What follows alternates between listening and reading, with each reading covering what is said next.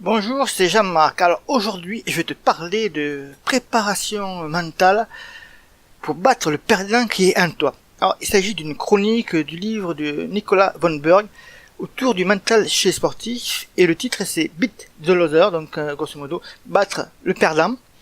Alors tu vas en savoir plus dans cette petite chronique que je t'ai fait sur la préparation mentale.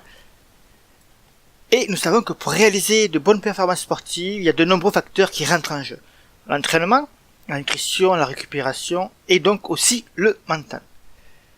D'ailleurs, beaucoup te diront, surtout le mental, que c'est la différence qu'il y a entre les très très grands champions et de très bons coureurs. Ceux qui arrivent à passer le niveau supérieur sont ceux qui ont un meilleur mental, mais sur beaucoup de points. Donc c'est sur ce point-là que l'auteur du livre Beat the Loser nous amène et va explorer tous les recoins. Alors, es-tu prêt à révéler le champion qui est en toi? Alors, d'abord, qui est Nicolas von Berg? C'est tout simplement un ancien joueur de tennis de nationalité suisse qui a été classé parmi les 50 meilleurs. Alors, je ne me souviens plus, au moment où j'ai fait la chronique, si c'est les 50 meilleurs au monde ou les 50 meilleurs suisses. Je ne me souviens plus. Néanmoins, il a quand même connu le haut niveau. Et depuis, là maintenant, après avoir arrêté sa saison, plutôt sa participation au tournoi du Grand Chelem en tant que joueur de tennis, il accompagne les sportifs et les équipes pour les aider à s'améliorer en tant que formateur, consultant et coach sportif. Alors, préparation mentale, nous sommes tous athlètes de notre vie. Bien que ce livre évoque principalement le mental du sportif, tu vas voir que Nicolas von Berg va plus loin et t'amène à te poser de nombreuses questions. Pourquoi le sport fascine-t-il autant? Est-ce que la vie n'est-elle pas une autre forme de sport? Et est-ce que tout simplement, si vivre, c'était déjà du sport?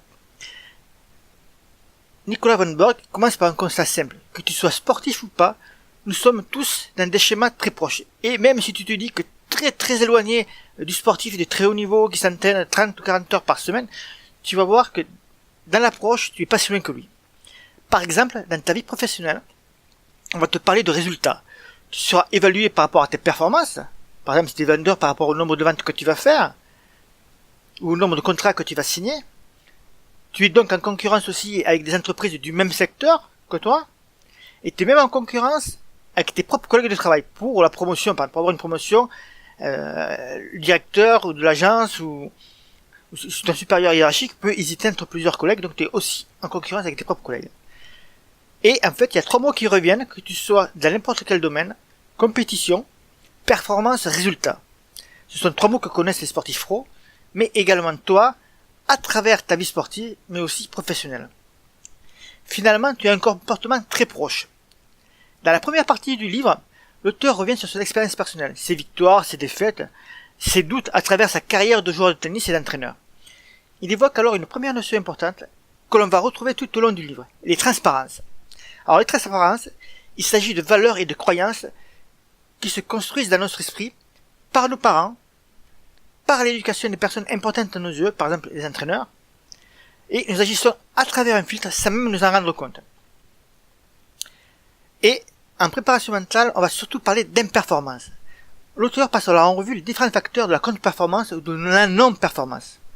Alors pour faire court, pour te montrer la différence entre contre-performance et non-performance, la contre-performance est là quand la personne ou l'équipe n'atteigne pas le niveau qu'elle devrait avoir en fonction de son potentiel.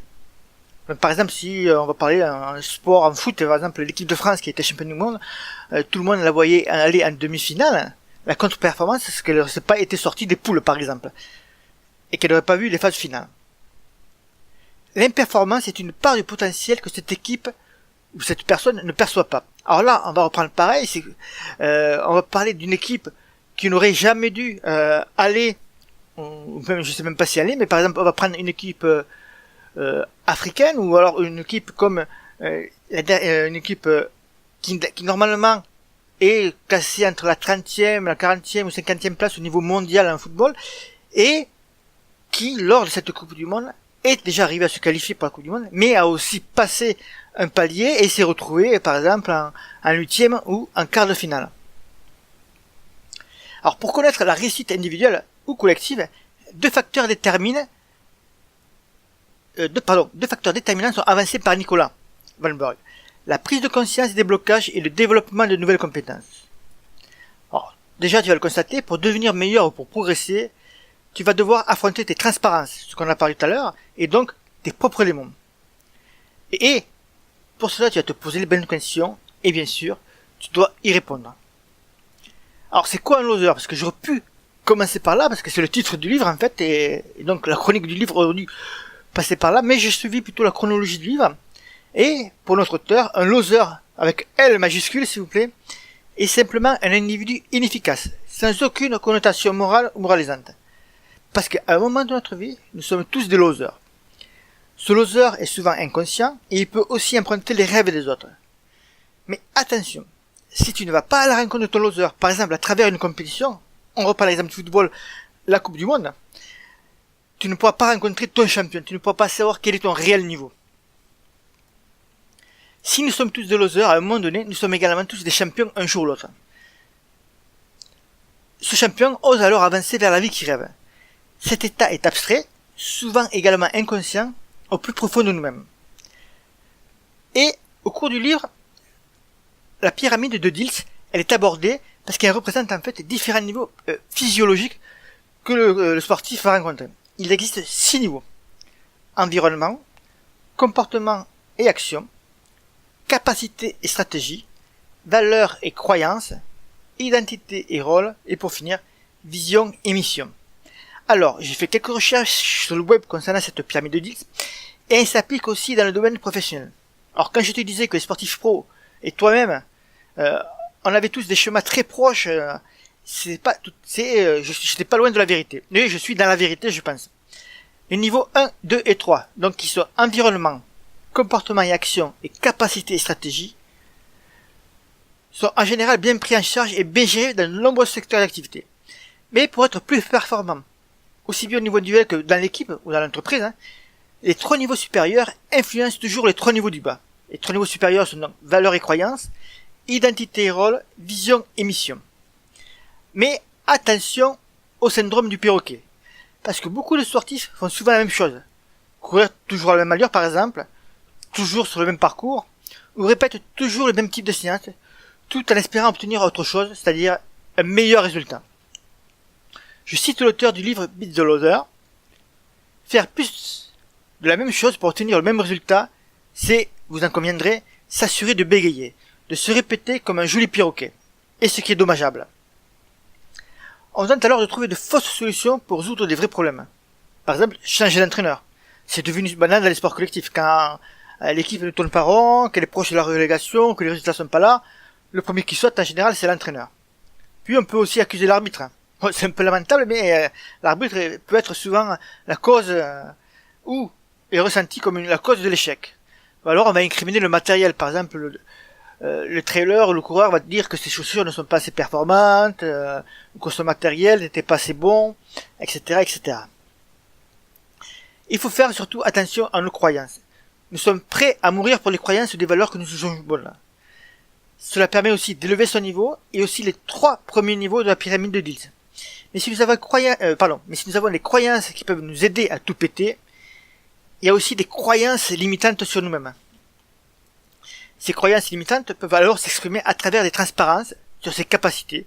Par exemple, se dire je ne suis pas capable de faire ceci. Je ne suis pas capable, par exemple, d'aller faire des séances de VMA ou de courir un semi. Je ne suis pas capable de courir 20 km. Ou alors c'est des transparences également sur son identité. Je ne crois pas que je ferai ceci, etc., etc. Le loser reproduit souvent la même chose en actionnant seulement plutôt les niveaux 1, 2 et 3 de cette fameuse pyramide. Le champion, lui, est capable aussi d'activer les niveaux supérieurs, c'est-à-dire les niveaux 4, 5 et 6. En découvrant des valeurs ou croyances, ou sa véritable mission, tu pourras alors t'élever à un niveau supérieur et battre le loser qui est en toi. L'auteur nous en avait déjà un peu parlé dans les premières parties du livre, et dans la deuxième grosse partie du livre, ce sont les transparences qui sont vraiment le gros sujet de discussion, le gros sujet du livre. Une transparence ne se voit pas. Pour pouvoir travailler une transparence, tu vas devoir la rendre visible pour mieux les appréhender mentalement. Si tu arrives, tu vas la rendre opaque. Mais ce n'est pas fini, ce sera un peu trop simple. Tu sais qu'elle existe, mais tu dois accepter de la travailler et de ne pas la refuser. Par exemple, tout le monde sait que le tabac est nocif, pourtant les fumeurs sont toujours aussi nombreux. Il faut donc une prise de conscience de notre transparence pour nous aider, pour nous faire progresser. Il existe différents niveaux de transparence. Personnel, je ne crois pas que, je ne suis pas capable de, familial, culturel et collective. Dans le livre, l'auteur cite plusieurs exemples qui permettent de comprendre justement comment s'imbriquent ces différents niveaux de transparence. Et dans les dernières pages, Nicolas Van Bock revient sur trois notions dont je te parlais au début de cette chronique. Nous avons souvent l'habitude de les employer, de les mélanger même, mais dans ce chapitre, tu vas découvrir que ces trois mots sont différents. Nous finirons donc le livre par le niveau ultime de la pyramide d'Oedipe, la vision ou la mission. Donner du sens à nos actions, leur trouver une signification, trouver un sens ou une signification à ce que tu désires créer, voilà le but ultime des sportifs. Mais c'est aussi valable donc dans le milieu professionnel, même familial. Alors, voilà, j'espère que cette chronique sur le livre Visualizer t'a plu. T'inquiète pas, je te mets 2 liens en dessous de ce podcast que je viens de réaliser. Tu l'as dans l'onglet les commentaires ou dans le descriptif. D'abord, le lien pour te procurer le livre Visualizer qui est édité par Amphora. Et également, je te mets un lien pour rejoindre la communauté des coureurs qui te ressemblent très certainement. C'est un groupe gratuit, privé, mais gratuit sur Facebook. Voilà, si tu as des commentaires sur la préparation mentale, tu peux le faire ci-dessous, en dessous de cette podcast, audio, vidéo, bref, là où tu te trouves, je te répondrai avec très grand plaisir. Je te dis bye bye, bon run. Demain, je devrais te faire un petit podcast autour des entraînements à monter avec une étude scientifique qui pourrait changer ta façon de t'entraîner. Allez, bon run, bye bye et à bientôt.